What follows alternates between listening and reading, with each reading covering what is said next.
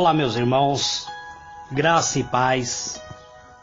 Aqui quem vos fala, vosso irmão em Cristo, presbítero Gregório, trazendo mais um pedacinho do maná dos céus. Um pedacinho do maná dos céus, amados, que nós estamos tentando falar acerca da unção do Espírito. Esta unção que transforma, que nos instrui, que nos direciona, que nos dá paz, que traz para nós alegria, cura e libertação.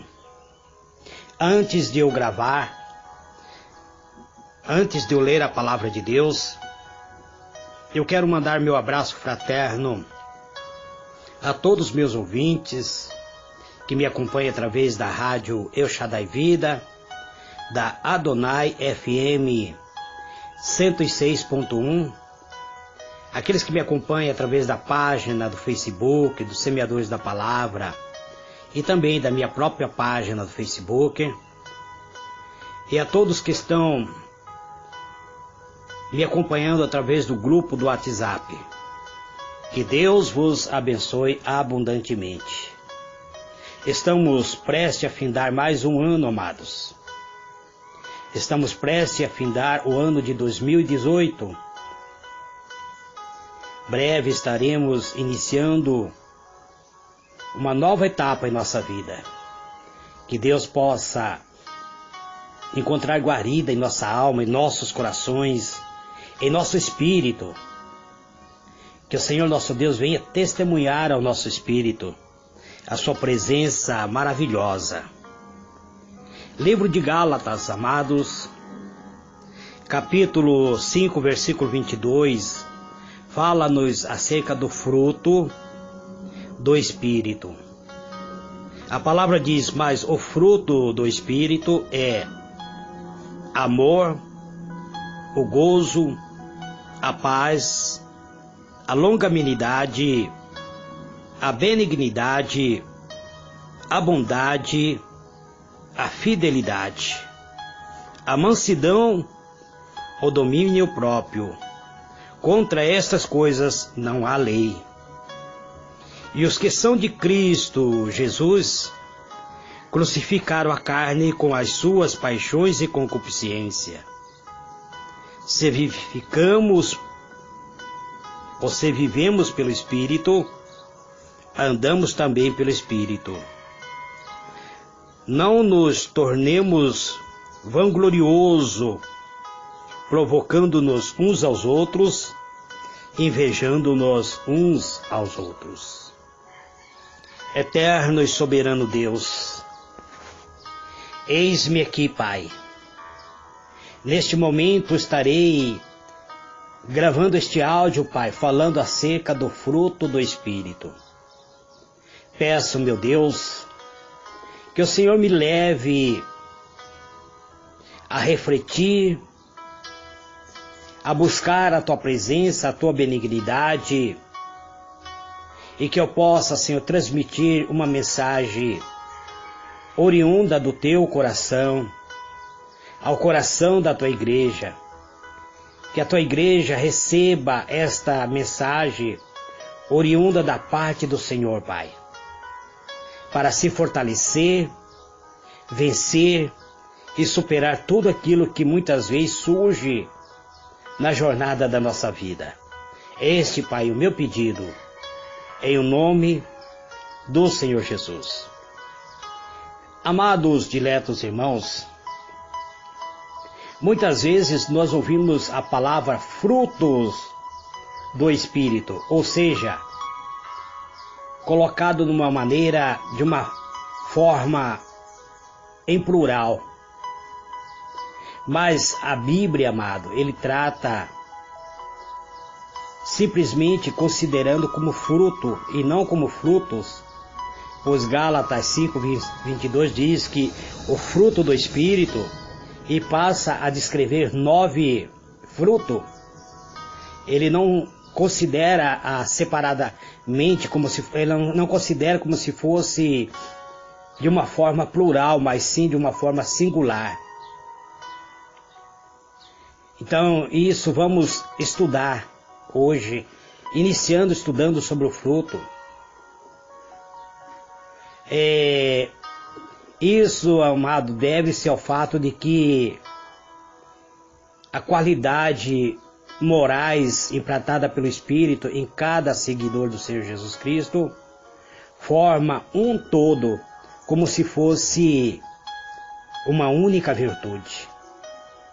Ele reúne 9 frutos, são 9 aspectos, são 9 manifestações do fruto, são 9 aspectos, são parte integrante de um único desenvolvimento espiritual.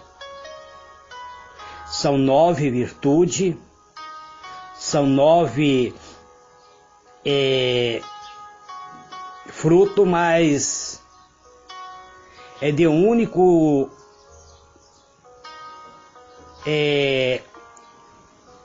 desenvolvimento espiritual de cada um de nós, para que cada cristão seja tomado de toda a plenitude de Deus. É necessário, amados, que nós venhamos conhecer o fruto do Espírito, para termos e desenvolver esse fruto, para que venhamos ter a plenitude de Deus habitando em nós. Plenitude é quando Deus Pai, Deus Filho e Deus Espírito Santo habita dentro de nós, através do próprio Espírito de Deus, habitando dentro do nosso espírito. Livro de Efésios, capítulo 3, versículo 19, diz assim: é conhecer o amor de Cristo, que excede todo entendimento, para que sejais cheios até a inteira plenitude de Deus. O que isso significa? Que Deus, Ele quer habitar em nós e nos encher. E que nós tenhamos esta plenitude desenvolvendo os 9 aspectos do fruto do Espírito Santo. É claro, amado, que o fruto do Espírito é uma consequência, ou seja, um efeito produzido pelo próprio Espírito Santo na vida de cada cristão autêntico. Talvez você pare e pergunte: o que o presbítero está falando cristão autêntico? Existe cristão que não são autênticos? Sim, amados. Existe cristão que estão ainda na carne, que produzem os frutos da carne e não o fruto do Espírito. Então precisamos ser autênticos. E o que nos dá essa identidade, que nos dá a capacidade de sermos autênticos, é que quando somos carimbados pelo Espírito de Deus, selado, o selo de Deus, a marca de Deus em nosso espírito, ou seja, o nosso coração é marcado com a marca de Deus. Em o nosso coração aparece o símbolo que nos dá, que nos transforma em propriedade de Deus, que nos dá a autenticidade, que nos dá o selo de qualidade de Deus, que diz pertencente a Cristo. Aquele que se submete à vontade do Senhor, ele se torna um cristão autêntico. Não é o cristão que, pelos seus próprios esforços ou mérito, vai produzir o fruto, ou seja, os frutos que algumas pessoas colocam no plural, os frutos do Espírito. A Bíblia sempre coloca como sendo no singular o fruto do Espírito. Mas todos os cristãos conseguem isso pela participação mútua do Espírito Santo e quando o cristão permite que o Espírito Santo atua em sua vida. É possível um cristão resistir ao Espírito de Deus? Sim, o apóstolo Paulo diz claramente: não resistai ao Espírito de Deus. É possível um cristão entristecer o Espírito de Deus? O apóstolo Paulo diz: não entristeçai-vos o Espírito Santo de Deus, pela qual foste selado. Então é possível, sim. Então precisa o cristão permitir que o Espírito Santo venha participar em sua vida, venha atuar em sua vida. É preciso que o cristão abra a porta do seu coração e convide que o Espírito Santo entre e faça morada em seu espírito. Ali o Espírito Santo vem, assenta-se no trono do seu coração e passa a reger a sua vida. E aí sim é que haverá fruto produzido pelo Espírito Santo. E esse fruto, já vos disse, amor, paz, gozo, longanimidade, bondade, fidelidade, que é a fé, a mansidão, domínio próprio. O Espírito Santo, ele não vai impor a ninguém a sua própria vontade. Ele é muito educado. Ele vai fazer aquilo que você permite que ele venha fazer. Ele não é um espírito possessivo. Ele não vem se apossar da sua vontade. Ele te dá liberdade para que você escolha o certo e o errado. O espírito opressor é aquele que vem e se apossa do seu próprio corpo e passa a governar a sua mente, te levando a praticar o mal. Mas o Espírito Santo não. O Espírito Santo não vai impor ninguém a sua própria vontade. Mas você deverá buscar, a fim de que você possa produzir o fruto.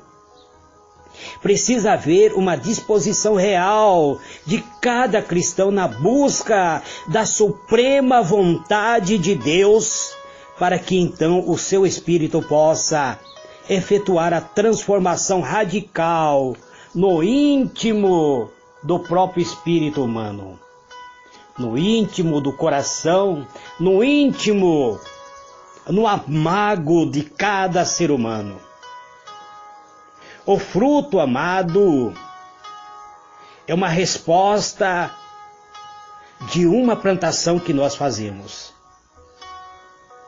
Nós colhemos aquilo que plantamos, e somente aquilo que plantamos, amados. Não há como nos plantarmos discórdia e colhermos bonança. Não há como plantar intriga e colher paz. Não há como plantar ódio e querer colher amor. Só colhemos a resposta da nossa plantação. Ele pode ser bom ou pode ser mau. Depende naturalmente daquilo que estamos plantando, ou seja, da semente que nós estamos semeando. Se desejamos que a nossa vida produza os frutos espiritual, ou seja, o fruto do Espírito Santo, devemos semear em nossos corações os pensamentos divinos que estão na Palavra de Deus, no livro santo, a Bíblia Sagrada. A Palavra de Deus, amados, tem conselhos úteis para cada um de nós. A Palavra de Deus, ele nos mostra o caminho. Ele nos ensina o caminho. A Palavra de Deus nos leva a conhecer a Deus, o escritor da própria palavra, o inspirador da própria palavra. A palavra de Deus, que é a própria mente de Cristo, precisa estar enraizada no mais profundo de nossa vida, no amago do nosso ser.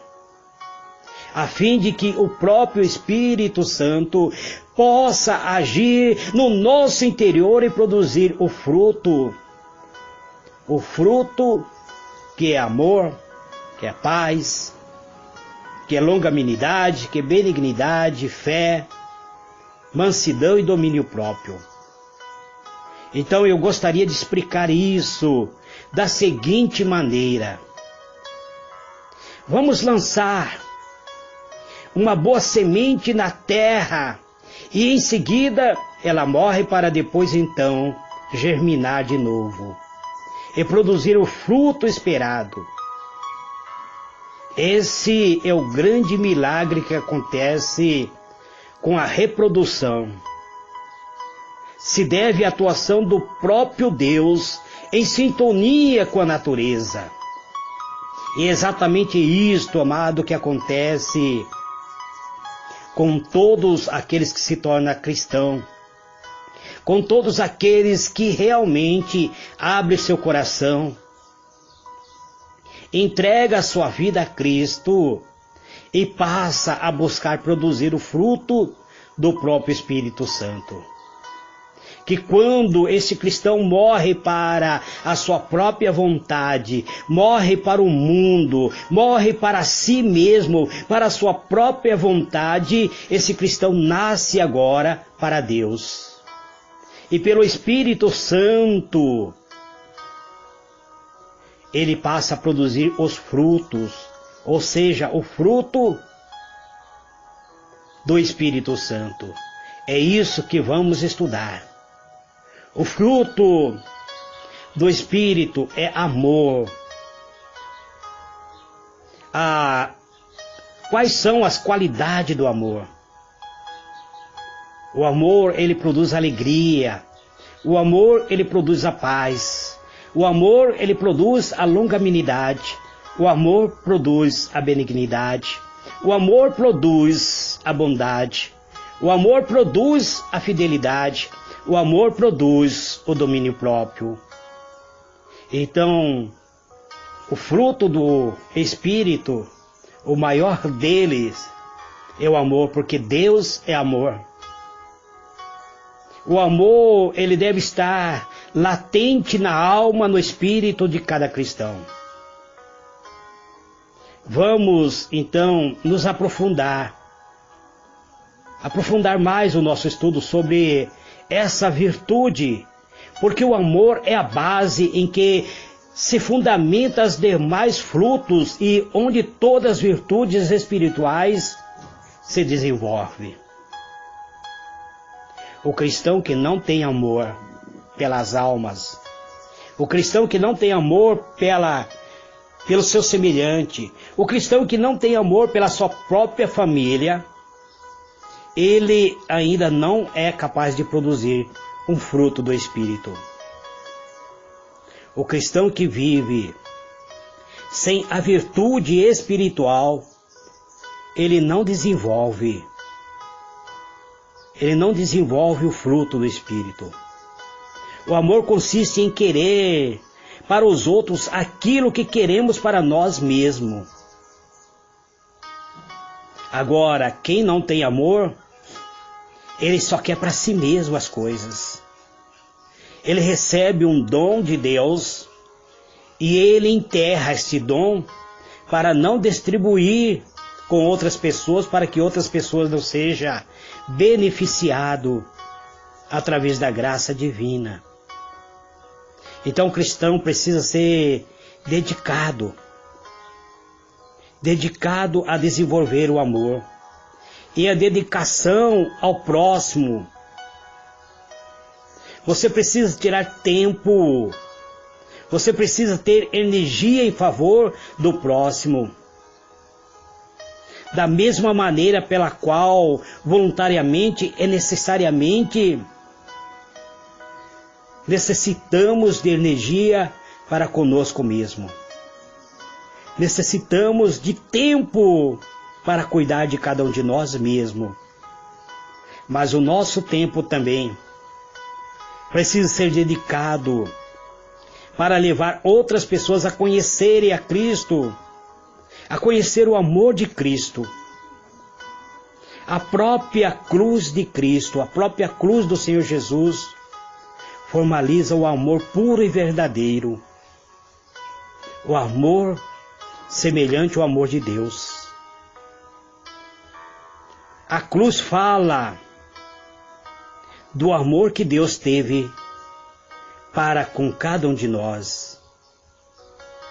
E o nosso amor com o Senhor, com os nossos irmãos, com os nossos semelhantes, deve ser segundo o próprio amor de Deus.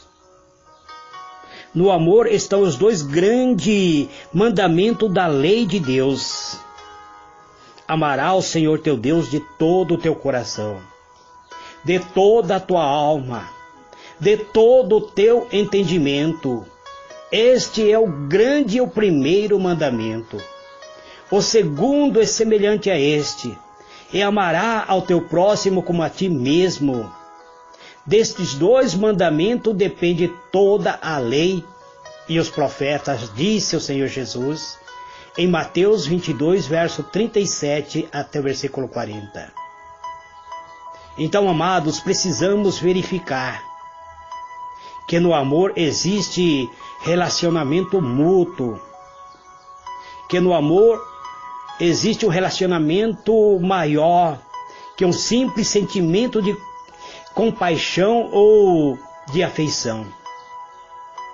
Realmente o amor é definido como um sacrifício de quem ama sem esperar da pessoa amada a resposta, pois quem ama o faz sem nenhum interesse próprio. Então, amados, precisamos desenvolver este amor. E creio que podemos desenvolver o amor, que podemos viver este amor. Pois quem se torna servo do Senhor, ele passa a ser habitado pelo Espírito de Deus. E o Espírito de Deus é a essência de Deus. É o amor de Deus sendo derramado em nossos corações através do Espírito de Deus. O amor, ele é a base para toda a vida espiritual.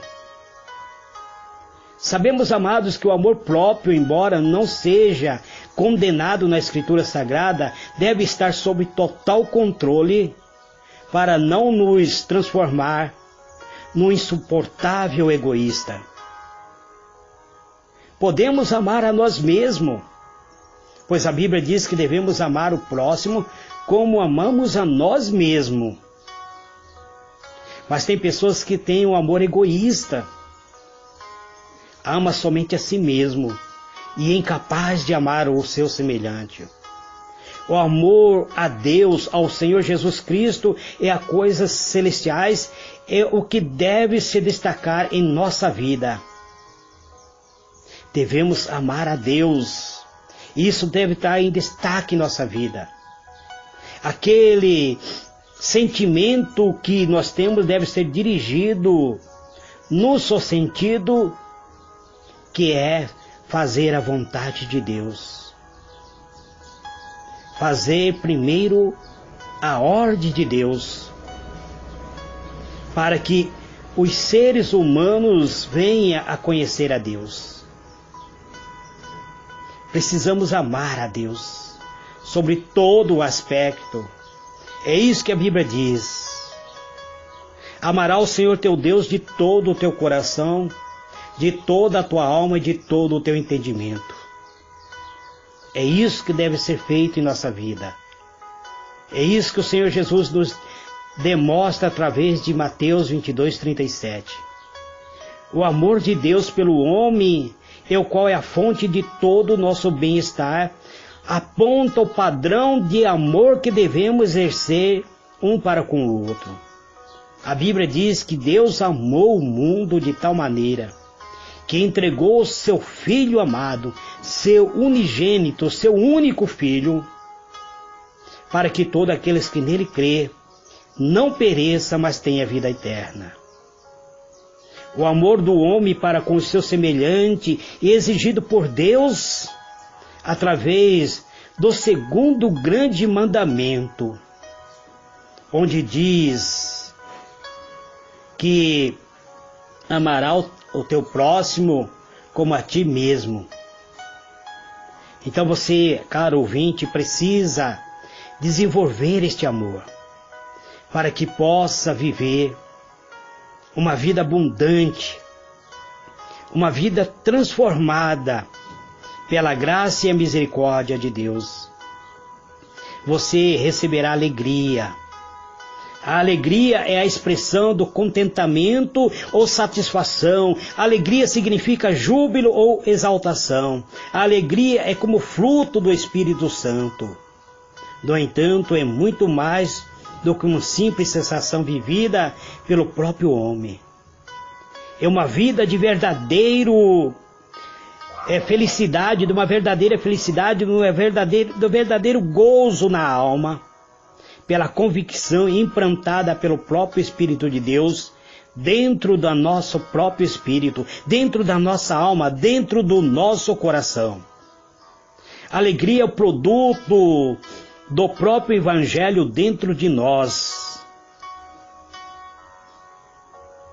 É da profundeza da experiência da salvação. A alegria, ela é fruto do próprio Espírito na vida de cada cristão. É uma felicidade, é um estado de espírito constante, a despeito de todos os dissabores que este mundo nos apresenta. O cristão passando mesmo pelo vale da sombra da morte, mesmo passando pelo deserto espiritual, mesmo passando por perseguição, por calúnia ou difamação, ele se manterá sereno e alegre. A alegria do não cristão é fabricada através de, muitas vezes, de rodinha de piada ou de uma rodinha de bebida, coisa semelhante a este, que é aparentemente uma alegria, mas logo em seguida a tristeza volta a reinar na alma destas pessoas. Elas são alegria passageira, sufocado pela tristeza deste mundo.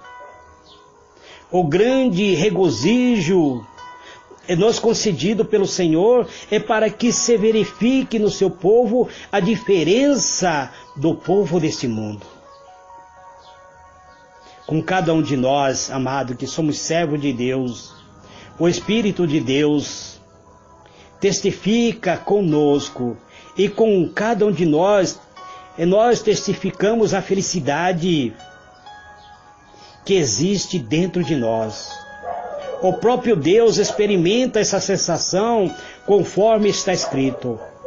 Portanto, não vos entristeçais, porque a alegria do Senhor é a nossa força.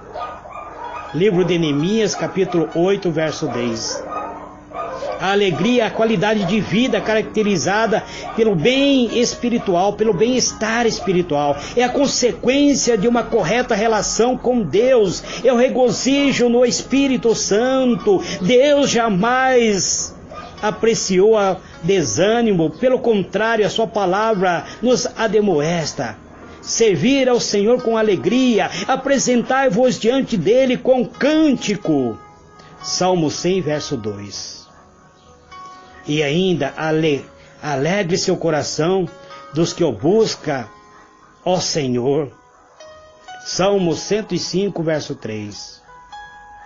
A ordem de Deus, ou a ordem do dia a dia, é, portanto, alegrai no Senhor. Isto é dom de Deus, para que seu povo reconheça que Ele está no seu trono e tudo está sob o seu controle.